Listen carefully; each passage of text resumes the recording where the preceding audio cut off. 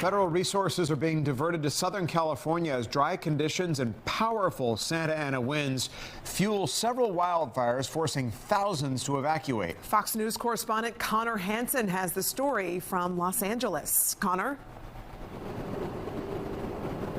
Courtney, Tom, we're standing just on the fringe of that Palisades fire closer to Santa Monica. You're looking at the Pacific Coast Highway here with all these first responders lined up. They've been working around the clock since early yesterday, doing their best to contain it, but that job's been made more difficult by dry conditions. And like you mentioned, those powerful Santa Ana winds now fueling several major wildfires across this LA area, sending thousands scrambling to safety.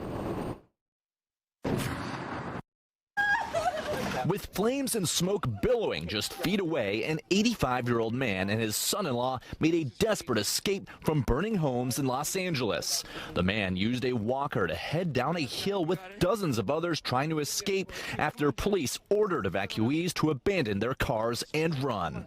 Turn around. You got it. Keep walking down the hill. Among the evacuees were several celebrities, including one who helped people trying to escape. There were little kids. There were mothers trying to find their kids. There were anxiety, panic attacks. It's terrible. Several shelters are now open for those displaced, but with more than 100,000 people in evacuation zones, resources are scarce. Early Wednesday, President Biden approved an emergency disaster declaration to free up federal aid. According to FEMA, some of that assistance is already being deployed. And there are resources in the state.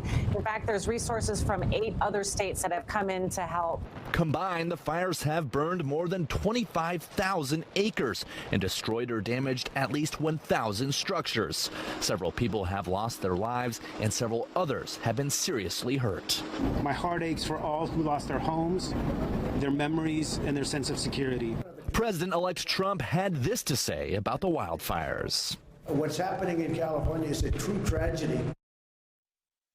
And it's not just these local first responders. Now the National Guard and the Pentagon are sending resources. The Navy bringing about a dozen helicopters to help fight the fires. But that job, of course, being made more difficult by those extreme winds. Tom, Courtney.